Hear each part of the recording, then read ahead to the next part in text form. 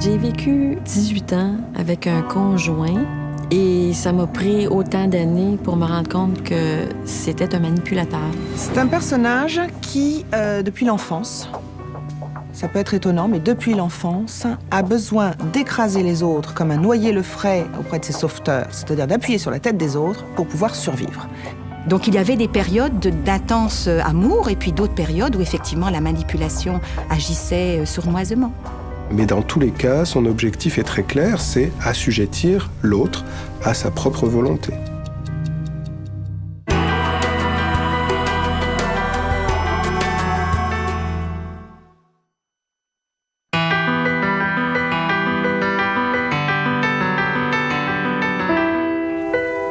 Allô Isabelle, c'est Diane.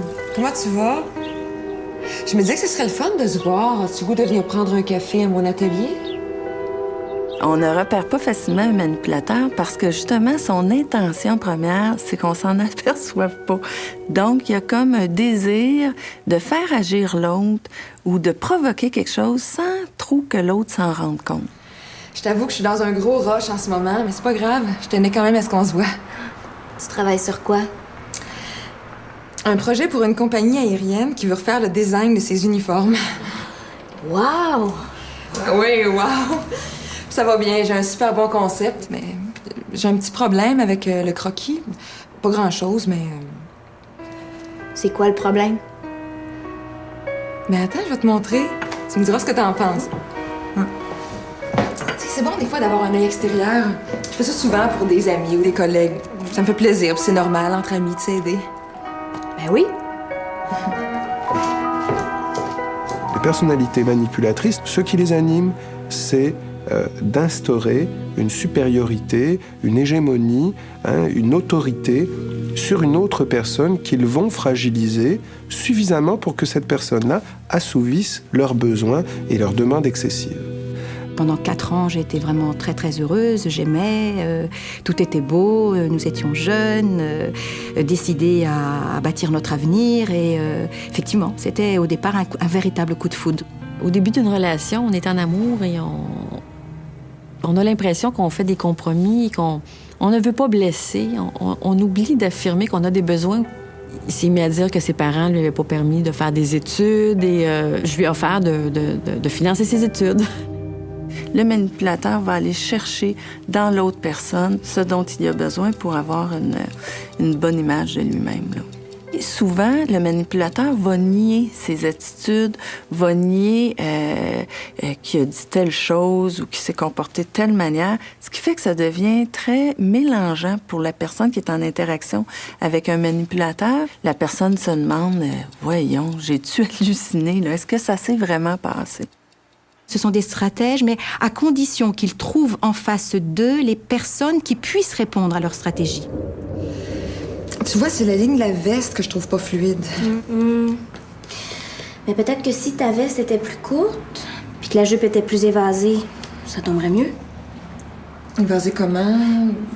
Non, je voyais plus quelque chose comme... Tiens. Ben... t'es évasée comme ça. Oui, OK, ouais. Plus, Peux-tu me la raccourcir un petit peu? Le manipulateur, c'est quelqu'un que l'on pourrait qualifier de caméléon. L'image du caméléon lui va bien parce que selon la personne avec laquelle il est et selon aussi son objectif, il va pouvoir identifier de façon très intuitive quel est le visage, le masque qui est séduisant pour elle. Le manipulateur, par exemple, qui met le masque de la séduction, va faire certains compliments qui vont porter soit sur l'aspect physique, soit sur des caractéristiques plus liées à la personnalité de l'individu. Et lorsqu'il voit que la personne répond, mais il va surenchérir dans cette voie-là uniquement pour créer une accroche, pour créer une amorce.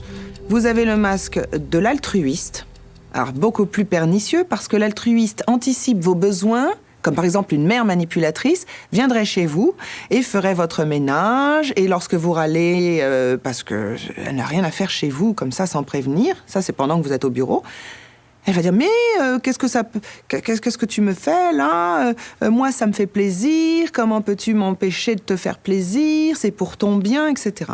Bon, ça, c'est l'altruiste. Le masque du cultivé. Alors, avec le cultivé, vous avez vraiment l'impression d'être un idiot fini, un niaiseux, de ne pas avoir suffisamment de culture. Le manipulateur sympathique, c'est quelqu'un avec qui il est très agréable de passer du temps. Petit à petit, cette sympathie va se détourner en des comportements de dénigrement. Et là, le doute s'installe et la manipulation peut continuer de plus belle. Chez mon conjoint, le fait que les enfants naissent, ça a été pour lui perçu comme... c'était comme si je le rejetais. Et c'est là qu'il a commencé vraiment...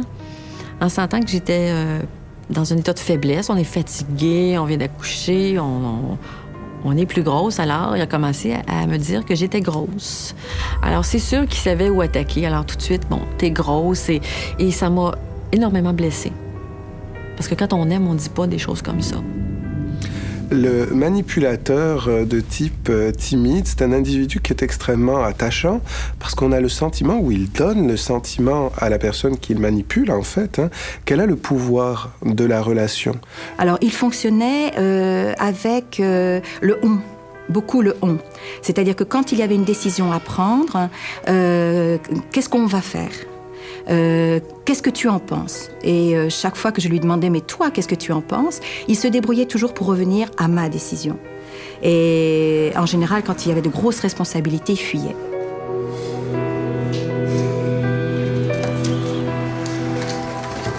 Veux-tu un autre café? Non, il faut que je rentre. Je suis déjà restée plus tard que prévu. Oh, mais je pensais qu'on finirait ça avant que tu partes. Ben, j'aurais aimé ça, mais... Qu'est-ce que je vais faire? Si tu me laisses tomber avec le croquis à moitié fait, je vais être obligée de le reprendre au complet. Ben là... Non, je sais, c'est pas de ta faute. Je veux pas que tu te sentes mal avec ça. C'est juste que... Mon deadline est super serré, puis ça me fait capoter d'avoir à tout recommencer. Ben écoute, je peux peut-être rester une petite heure, mais pas plus. Oh, tu serais fine. Dans le fond, ce sera pas tellement long, c'est presque fini. Puis je vais te payer. J'ai pas beaucoup d'argent, mais ça fait rien, je vais te payer. Ben non, voyons. Le chum, faut s'aider. Personne n'est à l'abri de la manipulation. Je crois que n'importe qui, les hommes aussi, peuvent être manipulés par des femmes.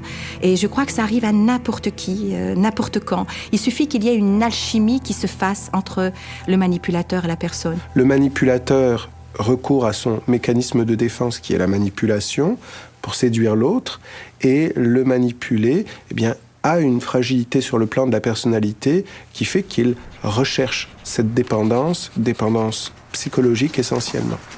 Je sais que je t'en demande beaucoup, mais en même temps, si tu m'aidais à finir ce projet-là, ça serait une bonne occasion pour toi de te faire connaître. Je veux dire, on pourrait mettre ton nom comme co-designer.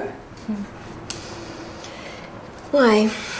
C'est pas que ça me tente pas, mais j'ai pas bébé le temps. Avec le chum, le petit, le travail.